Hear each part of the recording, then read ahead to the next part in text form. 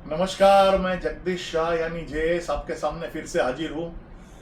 आज मैं अपने प्रोग्राम की एपिसोड की शुरुआत करूंगा एक दुखद समाचार जो आज सुबह मिले हैं। स्वर साम्राज्ञी आशा भोसले हमारे बीच नहीं रही, उनका आज निधन हुआ है, तो हम सब बहुत दुखी हैं। और अभी हम बात करेंगे, पिछले एपिसोड में मैंने राजेश खन्ना साहब यानी काका के अमर प्रेम और बावर्ची की बात की थी। आज मैं बात करूंगा उनकी दाग फिल्म की, जिसमें यश चोपड़ा जी ने अपनी कंपनी शुरू की, यशराज फिल्म्स, जिसमें यश चोपड़ा और राजेश खन्ना दोनों के नाम से ये कंपनी शुरू हुई थी और उन्होंने यश जी को फिल्म बनाने में बहुत हेल्प की। तो ये पहली फिल्म थी यशराज फिल्म की, जिन्होंने बाकी बहुत सारी हिटें दी, सबको पता होगा। और ये दाग फिल्म थी, काफ़ी सुपर डुपर हिट रही। इसके अलावा उन्होंने अपना खुद का प्रोडक्शन मनमोहन देसाई जी के साथ में रोटी बनाई, वो भी बहुत चली, बहुत अच्छी रही। उन्होंने बड़े बड़े दिग्गज कलाकारों के साथ काम किया, जैसे शशि कपूर और विनोद खन्ना साहब के साथ प्रेम कहानी, संजीव कुमार जी के साथ आपकी कसम, राजकुमार के साथ, राजकुमार जी के साथ मर्यादा। तो इन्होंने इतने दिग्गज लोगों के साथ काम किया और उनके सामने अपनी जगह बनाए रखी। इसके बाद उन्होंने पॉलिटिक्स पे भी गए और दिल्ली में उनका रहना होता था, वहाँ भी उन्होंने अपने इलेक्शन जीता। पहले एक इलेक्शन हार गए, फिर बाई इलेक्शन में वो जीते और वहाँ एमपी फंड से उन्होंने बहुत सोशल वर्क किया। ये सब बातें हैं जो कुछ लोगों को पता नहीं। आज भी कई फैमिली उनके सोशल वर्क की वजह से अपना राशन पानी पा रहे हैं। उसके बाद उनकी फिल्में थोड़ी सी फ्लॉप होने लगी, दौर चेंज हो गया, एक्शन फिल्म का दौर आया, तो उनकी फिल्में नहीं चलने लगी। थोड़ी सी चलती थी लेकिन वो स्टैंडर्ड नहीं था।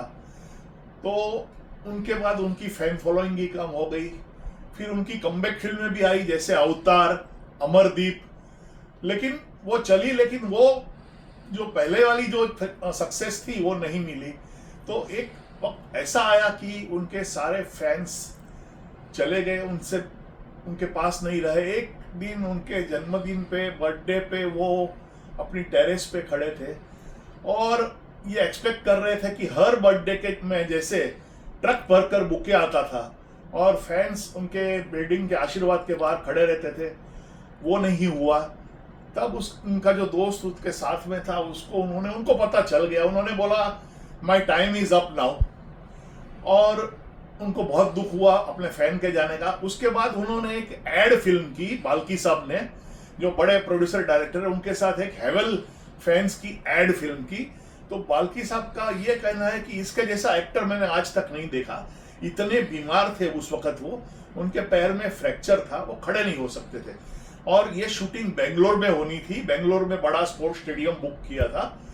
तो वो वहां पर गए, वहां पर प्लेन से गए, फिर कार में व्हीलचेयर में उतर के उन्होंने 2 मिनट का जो शॉट दिया है, बाल्की साहब बोले मतलब इस इंसान को इतनी बीमारी में सारे एंगल पता है कैमरे के, और जैसे कैमरा ऑन हुआ उनकी आंखों में चमक आ गई।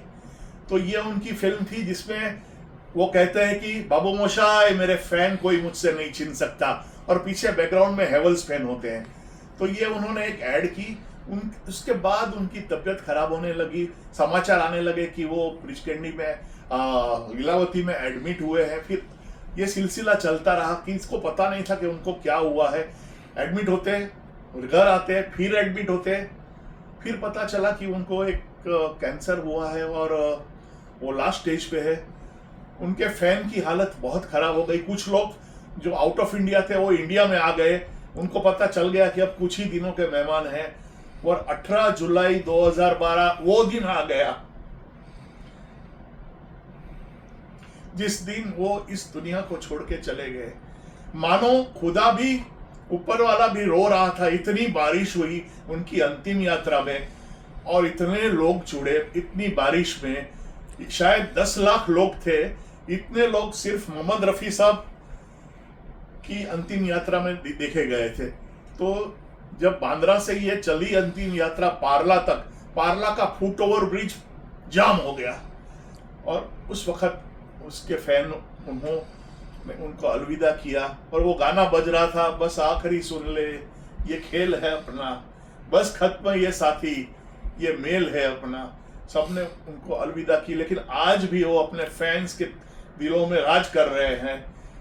कभी भी दूसरा राजेश खन्ना आएगा नहीं, ऐसी पॉपुलैरिटी ना किसी को मिली है ना मिलेगी। आनंद मरा नहीं, आनंद मरते नहीं। बस यहीं पे मैं राजेश खन्ना जी का एपिसोड खत्म करता हूं। नमस्कार।